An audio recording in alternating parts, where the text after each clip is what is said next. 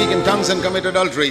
ఈ నేటి దినాల్లో కొంతమంది ఉంటున్నారు, వారు అన్య భాషలో మాట్లాడతారు కానీ వ్యభిచారంలో పడుతూ ఉంటారు. That is the clearest proof that tongues is a fake tongues. అప్పుడు అది మనకి స్పష్టమైనటువంటి నిర్ధారణ ఏంటంటే వారు మాట్లాడే ఈ అన్య భాషలు అనేది అది అబద్ధపు కృపావరం. You look at all these television preachers on Christian television in Hyderabad in India. మరి హైదరాబాద్ లో ఇండియాలో ఉన్నటువంటి ఆ క్రైస్తవ టెలివిజన్ ఛానల్స్ లో బోధకులందరినీ చూడండి. Many of you have watched all of them and you know what I am talking about. మీలో అందరూ అనేకులు వాటిని చూశారు, నేను చెప్పేదేంటో మీకు తెలుసు. 90% of them are American. 90% మంది వారందరూ America దేశస్థులు. They got a lot of money. వారికి ఎంతో డబ్బు ఉంది. But notice one thing. ఒక్కటి గమనించండి. They will all ask you for money. వారు ఎల్లప్పుడూ నిన్ను డబ్బు అడుగుతూ ఉంటారు. That is the clearest proof that they are not like Jesus Christ. వారు యేసుక్రీస్తును వంటి వారు కారు అనడానికి అదొక రుజువు. Can you show me one place in scripture where Jesus asked people to give him money? కనుక ఒక్క చోట యేసుప్రభువు వారు అయ్యా మీ డబ్బును నాకు ఇవ్వండి అడిగినటువంటి దాఖలాలు ఎక్కడ ఉన్నాయో చూపించండి. Never. ఎప్పుడు యేసుప్రభువు అడగలేదు. How can you represent Jesus Christ who never asked for money by asking people to give money? యేసుప్రభువు వారి యొక్క ప్రతినిధిగా ఉండి మీరు ఆయన అడగనప్పుడు మీరెలాగా డబ్బు ఇతరుల నుంచి అడుగుతూ ఉంటారు? Is it right to receive money if somebody gives it voluntarily? ఎవరైనా స్వచ్ఛందంగా మనకు డబ్బు ఒకవేళ ఇస్తే అది తీసుకోవడం మరి సరైనదేనా? Without being asked? మరి అడగకుండా వాళ్ళు ఒకవేళ స్వచ్ఛందంగా ఇస్తే అది సరైనదేనా? Then it is right. అది సరైనదే తీసుకోవడం. We read in Luke chapter 8 verse 3. లూకాసు వార్త 8వ అధ్యాయం 3వ వచనంలో చూస్తాం. That there were certain people who gave their money to Jesus to support him and he received it. లూకాసు వార్త 8వ అధ్యాయం 3వ వచనంలో కొంతమంది ప్రజలు వచ్చారు, ఆయనను సమర్థించడానికి కొంత ధనం ఇచ్చారు, అది ఆయన స్వీకరించారు. Joanna, Susanna, many others were contributing to their support out of their private means. చూచినట్లయితే హోసన్నయు సూజన్నయు ఆయనతో కూడా ఉండిరి, ఇన్నేకులు వచ్చి తమకు కలిగిన ఆస్తితో వారికి ఉపచారం చేయించి వచ్చిరి. The same thing with the apostles. అపొస్తలులతో కూడా అదే జరిగింది. You never read of any apostle asking for money to support himself. ఏ అపొస్తలుడు కూడా నేను దేవుని సేవ చేస్తున్నాను నాకు ధన సహాయం చేయండి అని ఎప్పుడు అడగలేదు. Jesus told the rich man, sell your goods and give the money not to me but to the poor. ఆ ధనికుడైనటువంటి యవనస్తుడైన అధికారిని యేసుప్రభు అన్నారు, నీ కలిగిన యావదాస్తిని అమ్మివేసి నాకివ్వకు, పేదలకు పంచు. The apostle Paul said in 2 Corinthians 8 and 9 chapters. 2 కొరింథీ 8వ అధ్యాయం 9వ అధ్యాయంలో అపొస్తలుడు పౌలు అన్నాడు, he said give money to the poor people. ఇదిగో మీ ఆస్తిని పేదలకు పంచుడి. Never once in the whole Bible do you read of any prophet or apostle saying give me money for my ministry or my work. నా కోసము నా పరిచర్య కోసము ధన సహాయం చేయండి అని పాత నిబంధనలో గాని క్రొత్త నిబంధనలో గాని ఏ ప్రవక్త గాని ఏ యొక్క అపొస్తలుడు గాని ఎప్పుడు ధనాన్ని వారు ఆశించలేదు, కోరలేదు. I'll tell you who did ask for money. అయితే ఎవరు అడిగారో నేను చెప్తాను. The false prophets. మరి అబద్ధ ప్రవక్తలు like Balaam, బిలాము వంటి వారు, గెహాజీ వంటి వారు. These are the ones who asked for money. డబ్బు ఆశ కలిగి అడిగిన వాళ్ళు వాళ్ళే. So who are these television preachers like? ఎవరండి ఈ టెలివిజన్ బోధకులు, ఎవరిని పోలి ఉన్నారు? Are they like Jesus and Paul or they like Balaam and Gehazi? యేసు వలే పౌలు వలే ఉన్నారా, గెహాజీ వలే, లేకపోతే మిగతా వారు బిలాము వలే ఉన్నారా? You decide yourself. నీకు నీవే నిర్ణయం తీసుకో. How stupid can you be to send money to these false prophets? వాళ్ళు అడుగుతూ ఉంటే అబద్ధ ప్రవక్తలకు డబ్బు పంపి ఎట్లా వెర్రివాడగా మారగలవు నువ్వు? You say but God's work needs money. అయితే మీరు అనొచ్చు దేవుని వాక్యంలో ఉంది కదా మరి డబ్బు గురించి చెప్పబడుతుంది. But God is not a beggar. అయితే దేవుడు భిక్షగాడు కాడు. And God's servants are not beggars. దేవుడు కానప్పుడు ఆయన యొక్క దాసులు సేవకులు కూడా అడుక్కునేవారు car. We have degraded the kingdom of God to such a low level.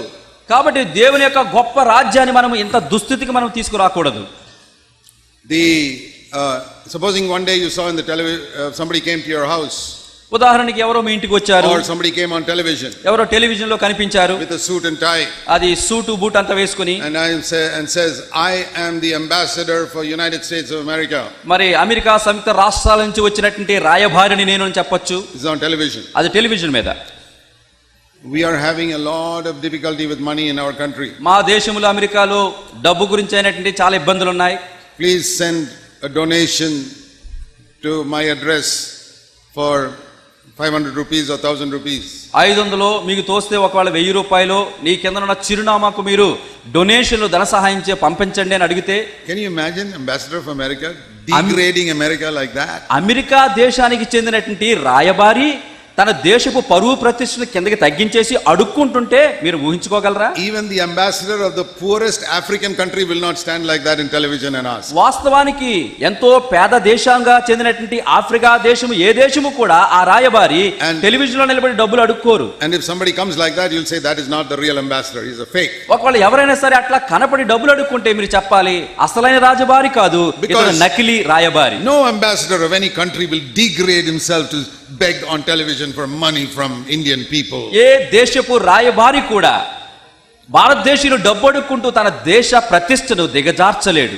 But another day on television, అయితే మరొక రోజు టెలివిజన్ లో one man stands there with suit and tie. మరొక ఆయన మరి సూట్ వేసుకుని టై కట్టుకుని నిలబడతాడు. I am an ambassador of Jesus Christ. నేను ప్రభువైన యేసు క్రీస్తు వారి యొక్క రాయబారిని, Please give me money. నాకు ధన సహాయం చేయండి. Then we believe it. మనం నమ్మేస్తాం. Oh, this is an ambassador of God. ఓయన దేవుని రాయబారి.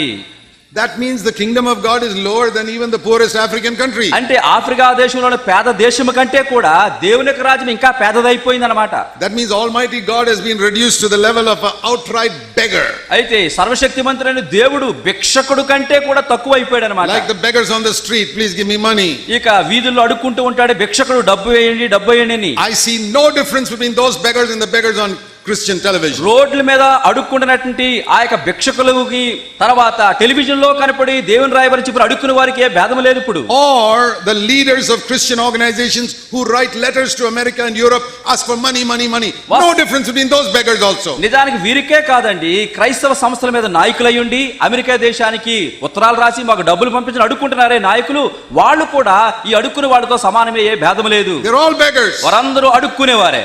And in my lifetime I heard only one man in this country who spoke against it. నేను నా జీవిత కాలంలో ఈ దేశంలో నుంచి ఒక వ్యక్తి ఈ డబ్బు అడుక్కోవడం నుంచి వ్యతిరేకంగా మాట్లాడాడు. That was a man who lived here in Hyderabad called Brother Bhakt Singh.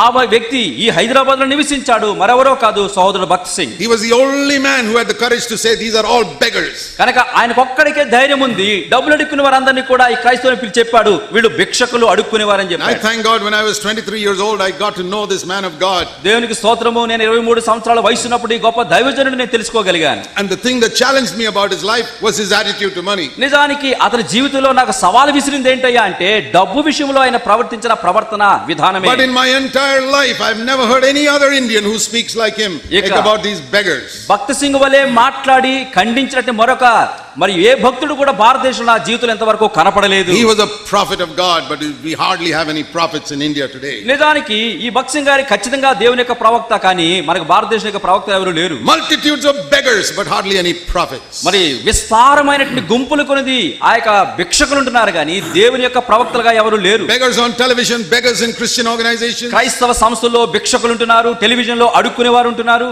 Look at so many Christian workers in India today. భారతదేశంలో అనేక మంది క్రైస్తవ పనివాళ్ళను చూడండి. Most of them never did a secular job in their life. అనేక మంది తమ యొక్క జీవితాల్లో ఆ యొక్క ఉద్యోగం చేసిన వారు.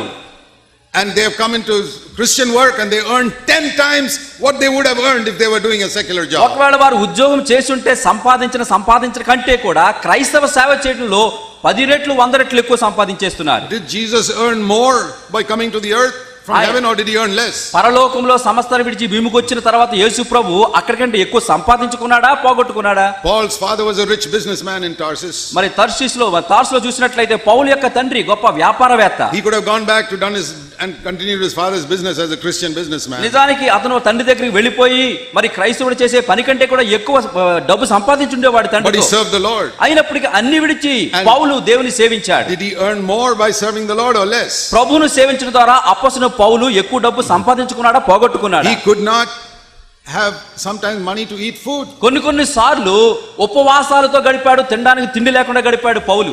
In Rome he was shivering in that prison and he wrote to Timothy, please send a blanket for me. రోమా చెరసాలలో చలికి వణుకుపోతున్నాడు, కప్పు కూడా దుప్పట కూడా లేదు. తిమోతికి పత్రిక రాసి నువ్వు వచ్చేటప్పుడు ఆ యొక్క కంబళి దుప్పట తీసుకొని రా. These were true servants of God. వీరే నిజమైన దైవ దాసులు. I remember when 45 years ago 45 సంవత్సరాల క్రితం నాకు జ్ఞాపకం ఉంది. I left my job in the Navy. నేను నేవీలో పని చేశాను, ఆ ఉద్యోగం విడిచిపెట్టాను. My income dropped 85%. 85% నా ఆదాయం పడిపోయింది. Then I knew God has called me. దేవుడు నన్ను పిలిచాడు అని నేను But తెలుసుకున్నాను. today's Christian workers, their income increases 10 times when they serve the Lord. అయితే నేడు క్రైస్తవ పని వాళ్ళు ఉంటున్నారే, వాళ్ళ ఆదాయం పడిపోదు. మామూలుగా ఉన్నప్పుడు కంటే సేవ చేయడంలో 10% మరి ఎక్కువ, 10 రెట్లు ఎక్కువ That పెరిగిపోతుంది. is why they have to beg on television and beg in letters to America and Europe. ఎందుకలా పెరిగిపోతుంది 10 రెట్లు? టెలివిజన్ లో వాళ్ళు అడుక్కుంటారు, అమెరికాకు ఉత్తర అడుక్కుంటారు. I want to say that is a fake Christianity, and if you are supporting it, you are supporting a fake Christianity. నేను చెప్తాను ఏంటంటే అది క్రైస్తవ నకిలీ సేవ. వారిని మీరు ధన సహాయం చేస్తే ఆ అబద్ధాన్ని మీరు ప్రోత్సహించినట్లుగా అవుతారు. These are not true prophets of God. వారు నిజమైన దేవుని ప్రవక్తలు car. You show me one example in the whole Bible of any prophet, apostle or Jesus who asked people to give him money. పాత నిబంధన గ్రంథంలో గాని క్రొత్త నిబంధన గ్రంథంలో గాని అపోస్తలులు గాని ప్రవక్తలు గాని యేసు ప్రభు గాని నాకు ధన సహాయం చేయండి అని అడిగారన్నట్లుగా ఒక్క సందర్భం చూపించండి. Jesus said in Luke 16, లూకా సువార్త 16లో ప్రభువైన యేసు క్రీస్తు వారు అన్నారు, in the whole world ఈ లోకమంతటితో there are only 2 masters. ఇద్దరు యజమానులు ఉన్నారు. Who are the 2 masters in the world? ఈ లోకమంతటిలో ఉన్న ఇద్దరు యజమానులు ఎవరు? Most Christians will say God and the devil. గనక అక్కడ ఉన్నట్టు ఎవరంటే క్రైస్తవులు అందరూ చెప్తారు అక్కడ దేవుడు తర్వాత అపవాది అని. Jesus said no. యేసు ప్రభు అట్లా చెప్పలేదు. Luke 16:13. లూకా సువార్త 16వ అధ్యాయం 13వ వచనం. God and material wealth. దేవుడు ఆ తర్వాత ఆస్తి, ఆ యొక్క వస్తు సంబంధమైన ఆస్తి, Money and wealth. గనక యేసు ఒకవైపు, డబ్బు ఒకవైపు. And he says you cannot be devoted to both of them. ఈ ఇద్దరు యజమానులకు నీవు సేవ చేయలేవు. You cannot love both of them. ఇద్దరిని నువ్వు ప్రేమించలేవు. You have to decide which one you are going to serve. ఎవరు నీకు యజమానుడు, ఎవరికి సేవ చేయాలనుకుంటున్నావో నువ్వు తీర్మానం తీసుకోవాలి. How do you know if there's a servant standing here and there are 2 people, both are saying this is my servant? కనుక ఇద్దరు యజమానులు అక్కడ ఉంటున్నారు, ఆ ఇద్దరు కూడా ఈయన నా దాసుడు నా దాసుడు ఎట్లా చెప్తున్నారు అనుకో. Supposing I am the slave. నేనే బానిసను అనుకోండి. And 2 people are standing here, both of them are saying I am their slave. ఇద్దరు యజమానులు వచ్చి నిలబడి అంటున్నారు, అతను అంటున్నాడు ఇతను నా దాసుడు అని, ఇద్దరు కూడా అంటున్నాడు నా బానిస అని. This is A and this is B. ఏ అతను బి అతను. How to find out? How will you find out whose slave I am? వాస్తవానికి ఇతను ఎవరు బానిస, ఏకి బానిస బికి బానిస ఎట్లా తెలుసుకోవటం? It's very easy. చాలా తేలిక. Tell them to call me. వారితో చెప్పండి నన్ను పిలవమని. Then I'll find out who is the slave. అప్పుడు తెలిసిపోతుంది ఎవరికి నేను బానిసను. If A calls me, ఏ నన్ను పిలిచాడు అనుకోండి, I don't listen.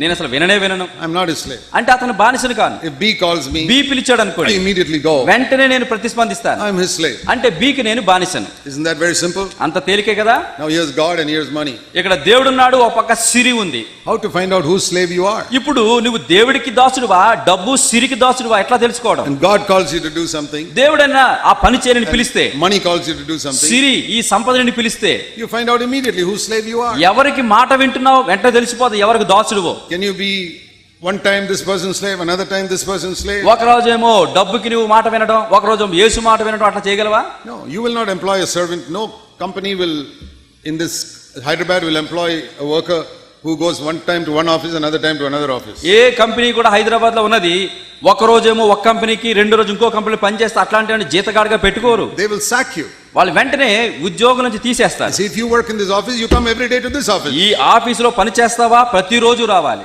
How can you work in 2 offices? మరి 2 ఆఫీసులు అట్లా చేయగలవు నువ్వు? It is so simple. ఎంతో తేలిక. I believe this is the main reason why many Christians have not entered into this new covenant life. నేను నమ్ముతున్నాను ఈ క్రొత్త నిబంధనలో అనేక మంది క్రైస్తవులు ఎందుకు చేరలేకపోతున్నారంటే దానికి కారణం ఇదే.